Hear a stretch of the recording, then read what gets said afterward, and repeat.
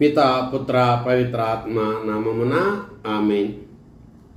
మన రక్షకుడైన యేసుక్రీస్తు నామమున మీ అందరికీ శుభములు. క్రీస్తు స్వరం వీక్షకులకు స్వాగతం. యేసు ప్రభు మిమ్ములను మీ కుటుంబాలను చల్లగా దీవించునుగాక. ప్రియ సహోదరి, ప్రియ సహోదరుడా, ఈరోజు తల్లి శ్రీ సభ సామాన్య కాలంలోని 12వ ఆదివారాన్ని కొనియాడుచున్నది. ఈ ఆదివారం రోజున ప్రభు అయిన దేవుడు బైబిల్ గ్రంథము నుంచి మనందరితో 3 దివ్య గ్రంథ పట్టణాల ద్వారా మాట్లాడుచున్నాడు. మొదటి పట్టణము ఇర్మియా గ్రంథము 20వ అధ్యాయము 10వ వచనము నుంచి 13వ వచనం వరకు. రెండవ పట్టణము రోమీలకు రాసిన లేఖ 5వ అధ్యాయము 12వ వచనము నుంచి 15వ వచనం వరకు. సువార్త పట్టణము మత్తయి సువార్త 10వ అధ్యాయము 26వ వచనము నుంచి 33వ వచనం వరకు.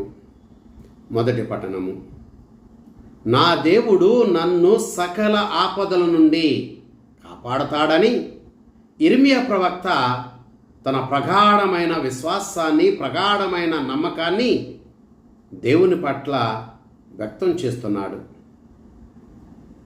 రెండవ పట్టణము, ఒక మనుషుని ద్వారా ఈ లోకమునకు పాపము సోకినట్లే యేసుక్రీస్తు ద్వారా ఈ లోకములో ఉన్న ప్రతి నరునికి రక్షణ చేకూరుతుంది అని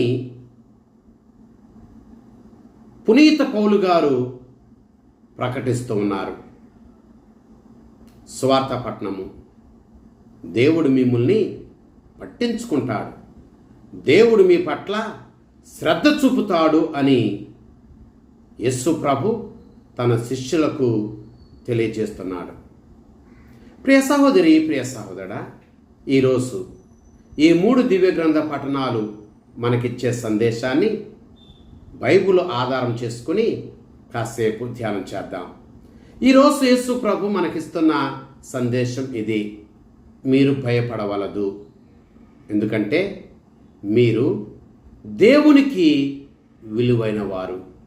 ఈరోజు మనం వింటున్నటువంటి స్వార్థ పఠనంలో మత్తయి సువార్త 10వ అధ్యాయము 26వ వచనములో, మత్తయి సువార్త 10వ అధ్యాయము 28వ వచనములో, మత్తయి సువార్త 10వ అధ్యాయము 31వ వచనములో యేసు ప్రభు 3 సార్లు మీరు భయపడవలదు, మీరు భయపడవలదు, మీరు భయపడవలదు అని అంటూ ఉన్నారు. మీరు మనుషులకు భయపడవలదు, దేవునికి భయపడండి అని అంటున్నారు. ప్రతి నరునిలో భయము అనేటువంటిది సర్వసాధారణం. సామాన్యుల్లో భయం ఉంటుంది, సామంతుల్లో భయం ఉంటుంది, పామరులలో భయం ఉంటుంది, పండితులలో భయం ఉంటుంది, పేదవారిలో భయం ఉంటుంది, ధనికులలో భయం ఉంటుంది. ఈ భయం అనేటువంటిది ఈ లోకములో ప్రతి నరునిలో సర్వసాధారణం. మనలో ఉండేటువంటి కొన్ని రకాల భయాలు ఇవి. నెంబర్ 1, రేపటి గూర్చి భయం. నెంబర్ 2, ఆరోగ్యం గూర్చి భయం. నెంబర్ 3, ఆర్థిక ఇబ్బందులు గూర్చి భయం. నెంబర్ 4, మన ఉద్యోగ గూర్చి భయం. నెంబర్ 5, మన పిల్లల గూర్చి భయం, పిల్లల చదువుల గూర్చి భయం, పిల్లల ఉద్యోగాల గూర్చి భయం, పిల్లల భవిష్యత్తు గూర్చి భయం, పిల్లల వివాహం గూర్చి భయం. ఈ రకాల భయాలు ఒక ప్రక్కనైతే, మనల్ని బాగా పట్టించి పీడించేటువంటి మరొక రకమైన భయం ఉంది. అదే ఇతరులు నన్ను గూర్చి ఏమని అనుకుంటారో అని. ఈ భయం ప్రతి ఒక్కరిని బాగా బాగా కృంగదీసేస్తుంటుంది. ఇతరులు నన్ను గూర్చి ఏమనుకుంటారో, ఇతరులు నన్ను గూర్చి ఏమనుకుంటారో, ఇతరులు నన్ను గూర్చి ఏమనుకుంటారో అని. మన ఆధ్యాత్మిక జీవితంకి వచ్చేటప్పటికి నెంబర్ 1, నేను బైబుల్ పట్టుకుని వెళ్తే ఇతరులు నన్ను చూచి నవ్వుతారేమో అనే భయం. నెంబర్ 2, నేను ప్రార్థన చేస్తే ఇతరులు నన్ను తక్కువగా చూస్తారేమో అనే భయం. నెంబర్ 3, నేను క్రైస్తవుడిని అని తెలిస్తే నన్ను దూరంగా ఉంచుతారేమో అనే భయం. నెంబర్ 4,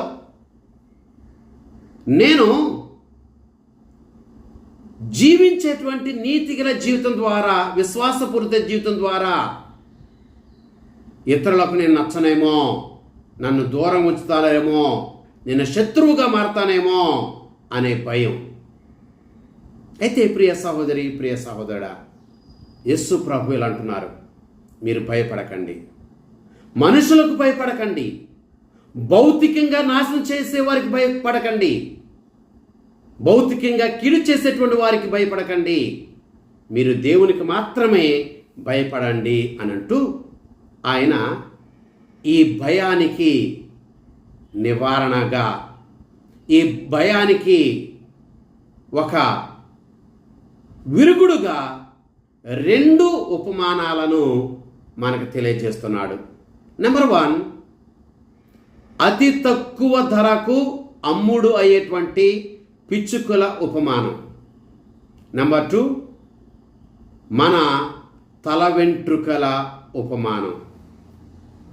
ప్రియ సహోదరి, ప్రియ సహోదరుడా, ఈరోజు యేసు ప్రభు మనలను ఎందుకు భయపడవలదు అని అంటున్నాడో అన్న విషయాన్ని 3 విషయాల ద్వారా ఇప్పుడు మనం ధ్యానం చేస్తూ తెలుసుకుందాం. నెంబర్ 1, నీవు దేవునికి వ్యక్తిగతంగా తెలుసు కాబట్టి నీవు భయపడవలదు.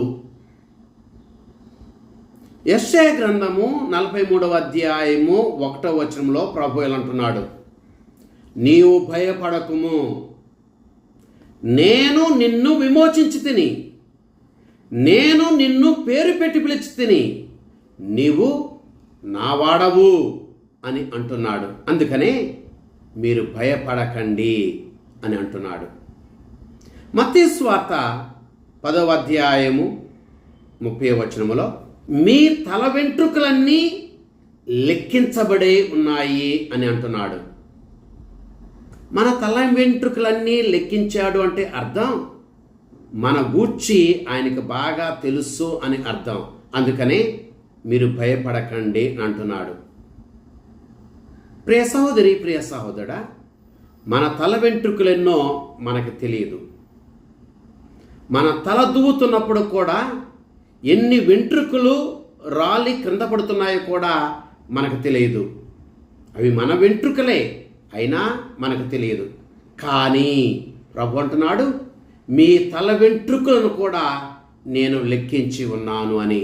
అంటే మన గూర్చి ఆయనకి ఎంత బాగా తెలుసో అర్థమవుతుంది. మన గూర్చి సంపూర్ణంగా ఆయనకు తెలుసు కాబట్టి ఆయన అంటున్నాడు, మీరు భయపడకండి అని. ఈ విషయాన్ని చిన్న దృష్టాంతం ద్వారా మనం తెలుసుకుందాం. ఒక చిన్న పిల్లవాడు ఒక పెద్ద సంతలో తప్పిపోయాడు. తప్పిపోయినటువంటి ఆ పిల్లవాడికి బాగా భయం వేసింది. తన చుట్టూ చాలామంది ఉన్నారు, అయినా భయం వేస్తుంది. చాలామంది పలకరిస్తున్నారు, అయినా భయం వేస్తుంది. ఆ భయములో ఏడుస్తూ ఉన్నాడు. కాసేపటికి తండ్రి తనని పిలుస్తున్నట్లు స్వరాన్ని విన్నాడు.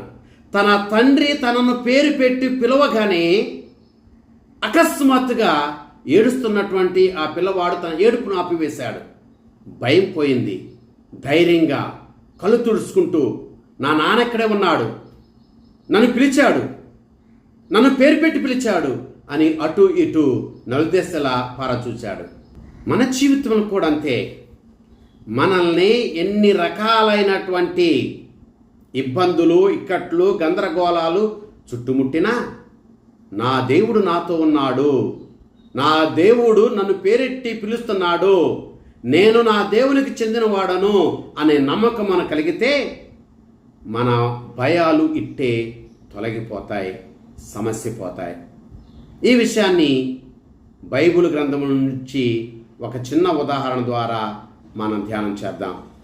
ఆదికాండము 21వ అధ్యాయం 14వ వచనం నుంచి 19వ వచనం వరకు మనం చదివితే అక్కడ హగారు కనిపిస్తుంది. హగారు ఆ ఎడారిలో ఒంటరిగా ఉంది. ఎవరూ పట్టించుకున్నట్లు అనిపించింది. కానీ తన దేవునికి హగారు గురించి బాగా తెలుసు కాబట్టి, ఆమె ఎక్కడ ఉందో తెలుసు కాబట్టి, ఆమె సమస్య ఏమిటో తెలుసు కాబట్టి ఆమెను పేరు పెట్టి పిలిచాడు, సమస్యను పరిష్కరించాడు.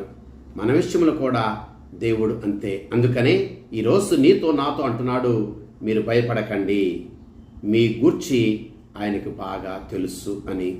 ఇప్పుడు మనం రెండవ విషయం గురించి ధ్యానం చేద్దాం. నెంబర్ 2, మీరు దేవునికి విలువైన వారు కాబట్టి మీరు భయపడకండి.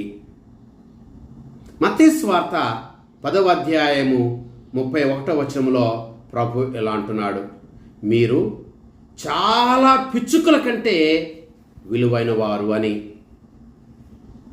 అతి తక్కువ ధరకు కొనబడేటువంటి 2 పిచ్చుకలలో ఏ ఒక్కటి కూడా ప్రభుని సంకల్పము లేకుండా నేలకు వంగదు, ఒరగదు.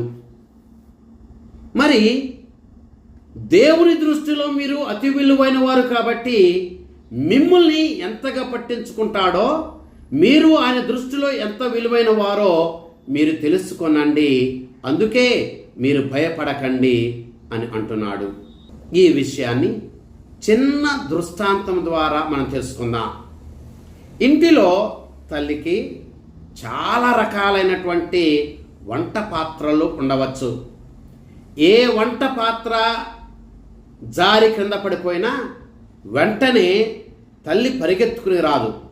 కానీ తన కుమారుడు పడిపోయిన వెంటనే తల్లి ఎక్కడ ఉన్నా, ఎంత ముఖ్యమైన పనిలో ఉన్నా వాటన్నిటిని కూడా వదిలివేసి గబగబా ఆదరబాదరగా పరిగెత్తుకుంటూ పడిపోయినటువంటి కుమారుని దగ్గరికి వస్తుంది.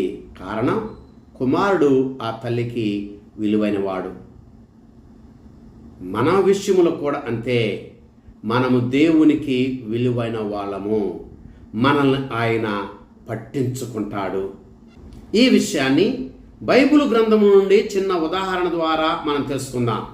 లూకాసు వార్త 15వ అధ్యాయము 3వ వచనము నుంచి 7వ వచనం వరకు మనం చదివితే, గొర్రెల కాపరి 99 గొర్రెలను ఆ కొండపైనే వదిలివేసి తప్పిపోయిన ఆ ఒక్క గొర్రె కోసం వెతుక్కుంటూ వెళ్తాడు. కారణం, ఆ గొర్రె అతని దృష్టిలో చాలా విలువైనది. అందుకని 99 కూడా అక్కడ వదిలివేసి ఆ ఒక్క గొర్రె కోసమే వెతుక్కుంటూ వెళ్తాడు. నీవు, నేను, మనమందరము కూడా ఆయన దృష్టిలో చాలా విలువైన వాళ్ళం. అలాంటి మనల్ని ఆయన వదిలివేయడు, పట్టించుకుంటాడు. అందుకని మనం భయపడకూడదు. ఇప్పుడు మనం 3వ విషయం గురించి ధ్యానం చేద్దాం. నెంబర్ 3, ఆయన మిమ్మల్ని పట్టించుకుంటాడు కాబట్టి మీరు భయపడవలదు. ప్రియ సహోదరి, ప్రియ సహోదరుడా, యేసు ప్రభు ఎన్నడూ కూడా సమస్యలు లేని జీవితాన్ని మనకు వాగ్దానం చేయలా. ఇది మనం స్పష్టంగా తెలుసుకోవాలి. కానీ ప్రతి సమస్యలో ఆయన ఉనికిని మాత్రం, ఆయన సన్నిధిని మాత్రం వాగ్దానం చేశాడు. అందుకనే ఆయన నిన్ను, నన్ను, మనందరినీ ప్రతి పరిస్థితిలో ఆయన పట్టించుకుంటాడు. ఆయన మనల్ని పట్టించుకుంటాడు. ఆయన మన పట్ల శ్రద్ధ చూపుతాడు. కాబట్టి మీరు భయపడవలదు అని అంటున్నాడు. ప్రియ సహోదరి, ప్రియ సహోదరుడా, ప్రభు మనల్ని పట్టించుకుంటాడు, మన పట్ల శ్రద్ధ చూపుతాడు అన్న సత్యాన్ని తెలుసుకోవటానికి బైబిల్ గ్రంథము నుంచి 5 ఉదాహరణలను ధ్యానం చేద్దాం. నెంబర్ 1, హగారు. ఆదికాండము 16వ అధ్యాయం 13వ వచనము. హగారు ఎడారిలో ఒంటరిగా ఏడుస్తున్నప్పుడు దేవుడు ఆమెను చూచాడు. ఆమెను పట్టించుకున్నాడు. అందుకనే హగారు ఇలా అందే, ఆయన చూచుచున్న దేవుడు అని. ఆయన చూచుచున్న దేవుడు అనగా ఆయన మనల్ని పట్టించుకునే దేవుడు, మన పట్ల శ్రద్ధ చూపే దేవుడు. కనుక మనం భయపడకూడదు. నెంబర్ 2, దానియేలు. దానియేలు గ్రంథము 6వ అధ్యాయము 22వ వచనము. దానియేలుని సింహాల బోనులు పడవేశారు. బయట ఉన్న వారందరూ అనుకున్నారు ఇక దానియేలు పని అయిపోయింది అని. కానీ ఆయన చూచేవాడు కనుక, శ్రద్ధ చూపేవాడు కనుక, పట్టించుకునేవాడు కనుక సింహాల బోనులో పడవేయబడినటువంటి దానియేలుని పట్టించుకున్నాడు కనుక ఆ సింహాల బోనులోనికి దేవదూతలను పంపించి సింహాల నోళ్లను మోయించాడు. ప్రియ సహోదరి, ప్రియ సహోదరుడా, మన విషయంలో కూడా దేవుడు అంతే. మనల్ని పట్టించుకుంటాడు, మన పట్ల శ్రద్ధ చూపుతాడు. అందుకే ప్రభు ఈరోజు అంటున్నాడు, మీరు భయపడవలదు అని. నెంబర్ 3, ఏలియా. రాసుల మొదటి గ్రంథము 19వ అధ్యాయము 1వ వచనము నుంచి 8వ వచనం వరకు మనం చదివితే నిరాశతో ఉన్నటువంటి ఏలియా ప్రవక్త మనకు కనిపిస్తాడు. ఏలియా ప్రవక్త జీవితంలో నీరసించిపోయి, నిరుత్సాహపడి, అధైర్యముతో ఇక చాలు చనిపోదాము అని అనుకుంటే దేవుడు ఏలియా ప్రవక్తను పట్టించుకున్నాడు. తన దేవదూతను పంపించాడు, భోజనాన్ని సమకూర్చాడు. రాసుల మొదటి గ్రంథము 19వ అధ్యాయము 5, 6 వచనములు. ప్రియ సహోదరి, ప్రియ సహోదరుడా, మన విషయంలో కూడా దేవుడు అంతే. మనము మన జీవితంలో నిరసించిపోయినప్పుడు, నిరుత్సాహపడినప్పుడు, అధైర్యపడినప్పుడు ప్రభువు నిన్ను, నన్ను, మనల్ని, మన కుటుంబాలని ఆయన పట్టించుకుంటాడు, మన పట్ల శ్రద్ధ చూపుతాడు, మరలా మనల్ని బలపరుస్తాడు. అందుకే ఆ ప్రభు అంటున్నాడు, మీరు భయపడవలదు అని. నెంబర్ 4, విధవరాలు, విధవరాలి కుమారుడు. రాసుల మొదటి గ్రంథము 17వ అధ్యాయము 8వ వచనం నుంచి 16వ వచనం వరకు. సరేఫాతు విధవరాలి ఇంటిలో కొద్దిపాటి పిండి, కొద్దిపాటి నూనె మాత్రమే ఉన్నప్పుడు చివరిగా ఆ విధవరాలి యొక్క కుమారుడు రొట్టెను తయారు చేసుకుని చనిపోదామని అనుకున్నప్పుడు ఆ కుటుంబాన్ని దేవుడు పట్టించుకున్నాడు, శ్రద్ధ చూపించాడు. ఆ కుటుంబం వద్దకు ఏలియా ప్రవక్తను పంపించాడు. కరువు పోయేంత వరకు ఆ పిడతలో ఉన్నటువంటి ఆ పిండి కానీ, ఆ ముంతలో ఉన్నటువంటి నూనె కానీ తరిగిపోకుండా దేవుడు వారిని దీవించాడు. మన విషయములు కూడా అంతే. మన పేదరికములో, మన నిరాశలో, మన నిస్పృహలో, మన అధైర్యములో, మన ఒంటరితనములో దేవుడు నిన్ను, నన్ను, మనల్ని, మన కుటుంబాల్ని పట్టించుకుంటాడు, మనకి సమస్తాన్ని సమకూరుస్తాడు. అందుకే మీరు భయపడకండి అని అంటున్నాడు. నెంబర్ 5, పేతురు. అపోస్తుల కార్యములు 12వ అధ్యాయము 1వ వచనము నుంచి 11వ వచనం వరకు మనం చదివితే పేతురు చెరసాలలో బంధింపబడి ఉన్నాడు. పేతురు చెరసాలలో బంధింపబడి ఉన్నప్పుడు, ద్వారములన్నీ మూసివేసి ఉన్నప్పుడు పేతురుని దేవుడు పట్టించుకున్నాడు, పేతురు పట్ల శ్రద్ధ చూపించాడు. మూసినటువంటి ద్వారములు మూసినట్లు ఉండగానే పేతురు వద్దకు దేవదూత వెళ్ళి ఆ దేవదూత అతను విడిపించుకుని బయటకు తీసుకుని వచ్చింది. పేతురు పట్ల దేవుడు శ్రద్ధ చూపించాడు, పట్టించుకున్నాడు. మన విషయంలో కూడా అంతే. మనము సమస్యలలో చిక్కుకున్నప్పుడు, బాధలతో సతమతమవుతున్నప్పుడు, అనేక విషయాల వల్ల గందరగోళ పరిస్థితి మనకు ఏర్పడినప్పుడు, మనకు అన్ని తలుపులు మూసివేసినట్లు ఉన్నా దేవుడు మనం పట్టించుకుంటాడు కాబట్టి, మన పట్ల శ్రద్ధ చూపుతాడు కాబట్టి ఏదో ఒక ద్వారాన్ని మన కొరకు తెరుస్తాడు. మనల్ని దీవిస్తాడు. అందుకని అని అంటున్నాడు, మీరు భయపడకండి అని. ప్రియ సహోదరి, ప్రియ సహోదరుడా, మనం భయపడవలదు. మనుషులకు భయపడవలదు, కానీ దేవునికి మనం భయపడాలి. మనలో ఆ భయానికి బదులు విశ్వాసాన్ని కలిగి జీవించాలి. ఆ ప్రభు మనలందరినీ చల్లగా దీవించునుగాక. ఆమేన్. పిత, పుత్ర, పవిత్ర ఆత్మ నామమున ఆమేన్.